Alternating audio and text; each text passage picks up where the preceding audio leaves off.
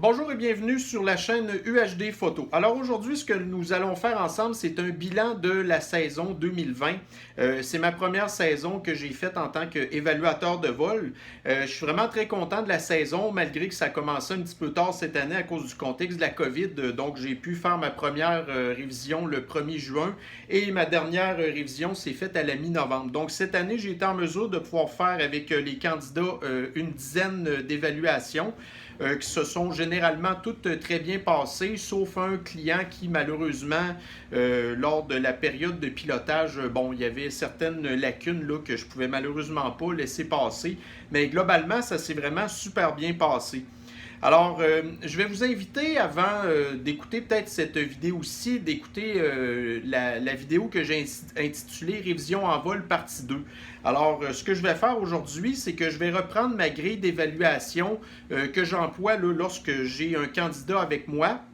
Et à ce moment-là, ce que je vais faire, c'est que je vais comme mettre un petit peu plus d'emphase sur les certains aspects là, qui ont un petit peu moins bien fonctionné ou que les candidats avaient un petit peu plus de misère. Alors, je vous dirais que, évidemment, c'est sûr qu'au niveau de l'identification des personnes, ça, il n'y a pas de problème. La plupart des gens aussi, là, c'est arrivé à peut-être une ou deux reprises que, les conditions météorologiques n'étaient pas tout à fait satisfaisantes, là, pour le vol. Puis ça, au pire aller, on a très bien été capable avec le candidat, là, de pouvoir repousser ou bien de s'ajuster en fonction vraiment là, des conditions qu'on avait.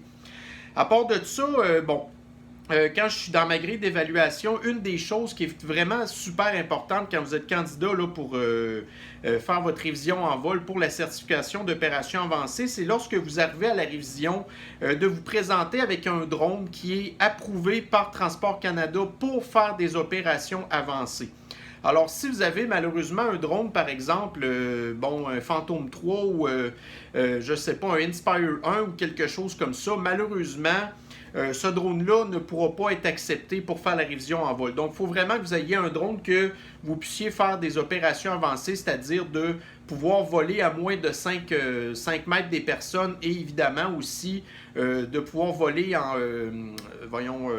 dans une zone aérienne contrôlée, OK? Alors ça, pour le restant, ça va bien. Pour ce qui est de la paperasse aussi, la plupart des gens m'ont tout amené là, leur preuve d'examen, leur certificat de autant d'immatriculation ou de pilote de drone. Ça, là-dessus, les gens sont vraiment super bien préparés. Pour ce qui est de la checklist aussi, la plupart des gens ont des processus qui sont assez bien établis quand ça vient le temps de faire leur vol. Pour ce qui est du plan de vol, alors ça, là-dessus, j'ai fait une autre vidéo que vous pourrez consulter aussi. Quand vous faites votre préparation de plan de vol, si vous ne savez pas trop comment faire ça, moi, je vous invite là, d'aller télécharger l'application qui s'appelle RPAS Wilco. Alors, j'ai fait une vidéo qui s'appelle Plan de vol et je décris un petit peu en quoi consiste l'application RPAS Wilco. Alors, si vous m'arrivez à l'évaluation là, et que vous avez un plan de vol qui a été produit par RPAS Wilco, c'est merveilleux. Ensuite de ça, pour ce qui est du carnet de vol, donc le carnet de vol, c'est en fait comment est-ce que vous enregistrez vos vols.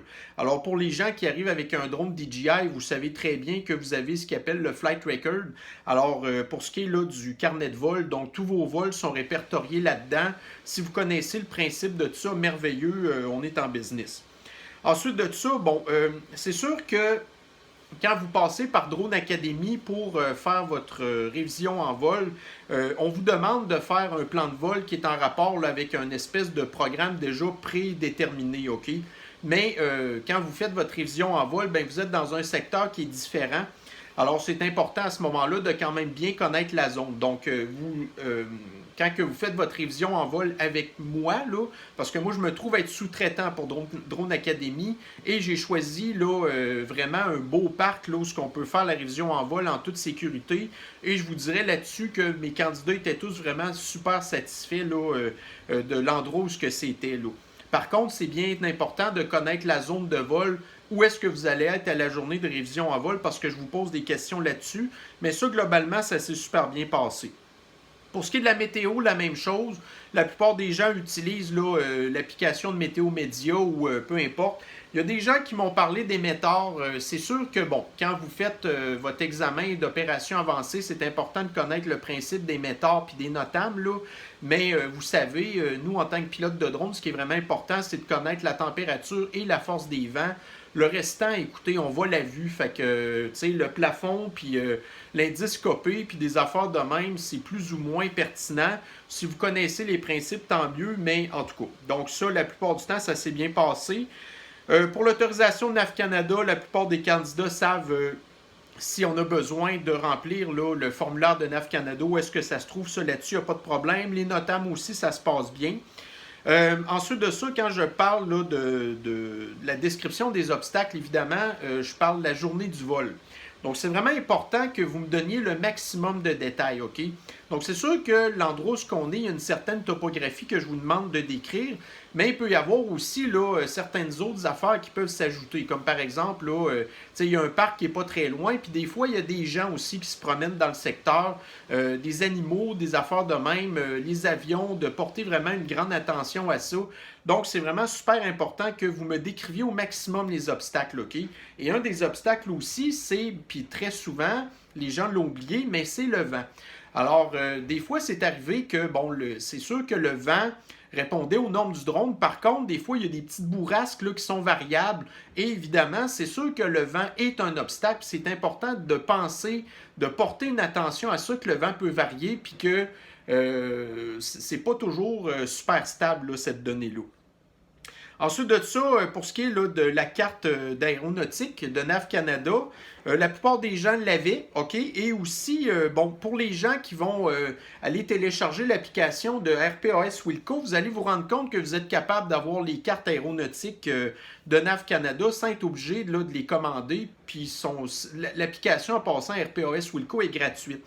Alors ça, là-dessus, les gens, ça a bien fait. Tous les gens aussi ont amené leur manuel d'instruction de drone. Fait que ça a été merveilleux, que ce soit sous forme électronique ou sous forme papier. Ça, j'ai pas eu de problème. Ensuite de ça, je parle d'un manuel d'opération. Alors ça, c'est pour les gens qui vont faire du gros commercial. Là, c'est pas quelque chose qui est requis par Transport Canada. Si vous avez un manuel d'instruction d'opération, excusez, évidemment, c'est sûr que c'est bien de me l'emmener, mais autrement, c'est pas quelque chose qui est obligatoire. Les observateurs visuels, donc c'est arrivé une fois, je pense, qu'un candidat qui avait son observateur visuel. Le restant du temps, c'était pas nécessaire. Mais ça, là-dessus, les gens m'ont toujours expliqué que s'il y avait un observateur visuel, comment est-ce qu'il allait interagir avec eux pour les communications. Fait que ça, c'était très bien. La plupart de mes candidats avaient un helipad, alors ça, c'est une bonne chose. Juste pour vous dire, regardez-moi le parc où ce qu'on va, il y a quand même de l'herbe qui est assez longue. Alors, c'est sûr que si vous avez un drone, par exemple, un Mavic, qui est assez bas de terre, si on peut dire, ben c'est sûr que ça va déranger là, le décollage et l'atterrissage de votre drone parce que si vous avez l'herbe là, qui va à peu près à la hauteur des hélices, ben c'est pas nécessairement super safe. Alors, la plupart des gens avaient quand même leur helipad. La veste de protection, ça a été numéro 1 aussi. J'ai beaucoup de gens qui sont arrivés aussi là, avec des cônes. Fait que ça, c'est très bien quand on veut délimiter notre zone. Ensuite de ça, j'ai beaucoup de candidats, ça m'a surpris, mais qui sont arrivés aussi avec un extincteur.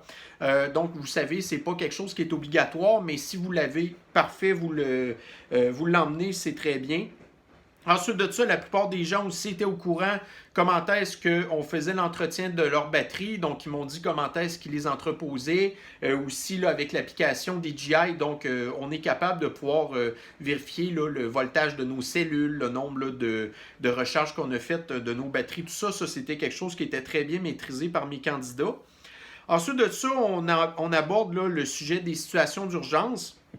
Donc, la plupart du temps, les gens ont été très bien en mesure de me décrire le processus de Return to Home, le RTH, OK? Alors, ça, c'est quelque chose qui est bien connu. Donc, les gens savent qu'ils peuvent l'utiliser à partir de leur manette, savent aussi là, que quand il y a une perte de signal ou quelque chose comme ça, leur drone va revenir à la base, ainsi de suite. Par contre, il y a des fois où j'ai des gens qui, lorsque vous avez un drone DJI, ne connaissaient pas nécessairement le principe de Return to Home à la base et Return to Home en suivant la manette, OK? Alors, ça, il y a possibilité de pouvoir régler ce genre de données-là. bon, c'est pas nécessairement quelque chose qui est... la plupart du temps, les gens s'en sortaient quand même bien, là, mais c'est des petites particularités que les gens maîtrisent pas nécessairement. Puis ça, c'est quelque chose que je regarde quand même, là, à savoir si les gens connaissent vraiment bien leur matériel. Parce qu'on sait bien qu'en cas de situation d'urgence, ben, il faut toujours savoir s'adapter et réagir le plus rapidement possible parce qu'on n'a pas des heures là, pour décider, OK? Ensuite de ça, pour la perte de signal entre la télécommande et le drone, globalement, c'était quand même assez bien maîtrisé. Par contre, il y a des gens qui ne savent pas nécessairement que si vous avez une perte de signal, que vous avez certaines affaires que vous pouvez essayer. OK? Comme par exemple, fermer votre manette et la réouvrir. Ça, souvent, je vous dirais que dans 95% du temps, ça va régler votre problème. Donc ça, c'est le genre de choses qu'il faut savoir. Ensuite de ça, il y a le principe du fly-away. Globalement, les gens s'en sont bien sortis. C'est sûr, par contre, que quand on a un fly-away, c'est d'essayer tout ce qu'on peut. Hein, parce que notre drone, pendant qu'il est à dérive, là, première affaire qu'il faut faire, évidemment, c'est de vérifier dans quelle direction il s'en va, la direction des vents, la force des vents, et aussi de connaître votre niveau de batterie, OK? Alors, ça, c'est le genre de choses qu'il faut savoir faire, mais aussi, on peut essayer des trucs comme, par exemple, bon, essayer de faire un return to home manuel, fermer notre manette, ouvrir notre manette. Bon, habituellement, ça ne sert pas à grand-chose, mais il faut essayer vraiment tout ce qu'on peut. Ensuite de ça, ben, c'est évidemment aussi de contacter là, voyons, là, ben, les services d'urgence, comme par exemple le 911, si vous êtes là, dans une zone, dans un espace aérien contrôlé, d'appeler la tour de contrôle, appeler NAV Canada, ensuite de tout ça, bon, tu sais, l'aérodrome, si jamais, admettons, c'est pas une zone aérienne contrôlée, mais que vous êtes à proximité d'un aérodrome, c'est important d'avoir le numéro de téléphone. Mais évidemment, il faut toujours que le drone se dirige aussi dans la direction de l'aérodrome, OK? S'il se dirige dans une direction opposée, c'est pas nécessaire, OK? Voyez-vous, il faut quand même s'adapter à ça, là. Par la suite, pour le signal GPS, la plupart des gens comprennent bien comment ça fonctionne. Il y a des gens aussi qui m'ont parlé de l'indiscopé, là. Ça, vous savez, c'est, admettons, là, bon, les flares solaires ou quelque chose comme ça. Bon, c'est sûr que nous, au Québec, c'est pas quelque chose qui est très fréquent, mais au moins, les gens ont quand même bien maîtrisé le principe. Bon, à savoir aussi que si vous n'avez pas de signal GPS, votre drone va à ce moment-là voler en mode ATI. OK, en ATI mode. Alors ça, c'est une affaire aussi qu'il faut discuter plus tard. C'est le fameux ATI mode, en quoi ça consiste exactement. Mais je vous dirais que la plupart des gens comprennent bien le principe. Ensuite de ça aussi, c'est important qu'on connaisse qu'est-ce qui peut être une source d'interférence. Donc bien sûr, c'est sûr que l'indiscopé, c'en est un, là, entre autres, mais aussi vous avez toutes les lignes électriques. Vous avez aussi, là, par exemple, quand vous êtes dans un secteur résidentiel, tous les Wi-Fi, OK? Donc les Wi-Fi, habituellement, ça va être une onde qui est à 2.4 GHz. Donc si votre drone est réglé aussi sur un signal de 2.4 GHz, donc, c'est sûr que les Wi-Fi, les routeurs ambiants, c'est quelque chose qui va affecter votre signal, OK? Donc, vous ne serez pas capable là, d'avoir nécessairement un signal aussi fort que si vous êtes en pleine forêt ou quelque chose comme ça, OK? Donc, il faut bien connaître ça. La plupart des gens connaissent assez bien aussi là, les principes là, en cas de vol de nuit, quoique les candidats souvent n'ont pas l'intention de voler en nuit, fait que bon, c'est pas nécessairement important, mais si jamais vous volez de nuit, c'est important d'avoir un anti-collision sur votre drone parce que les feux de position rouge-vert, ça c'est des feux de position, ça c'est pas suffisant.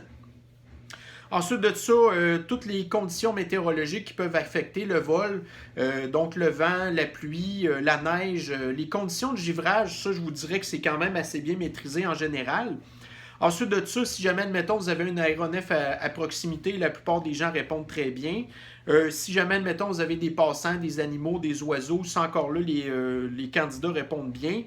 Les candidats aussi, la plupart du temps, maîtrisent très bien là, le principe de si votre batterie arrive à un certain niveau, par exemple 30%, 20%, 10%, comment est-ce que va réagir votre drone, ça c'est assez bien connu.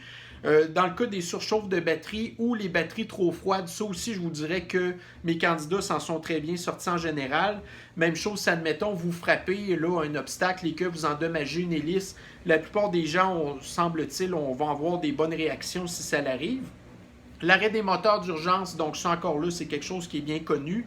En cas de feu, donc ça aussi, là, les candidats, je vous dirais que s'en sont très bien sortis. Et l'appel d'urgence aussi, là, si admettons, vous avez un fly-away ou quelque chose qui se passe encore là, c'était quelque chose qui était vraiment très bien maîtrisé.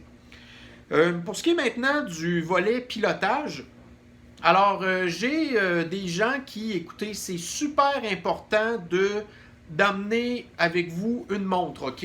Parce que quand que vous allez faire votre décollage, il faut que vous preniez en note l'heure de votre décollage. Ça, c'est quelque chose qui est crucial parce que si vous avez une situation de fly-away, ça va vous permettre de pouvoir déterminer en fonction de vos batteries restantes, puis l'heure que vous avez fait votre vol, exactement combien est-ce à peu près de vol qui vous reste à faire, OK?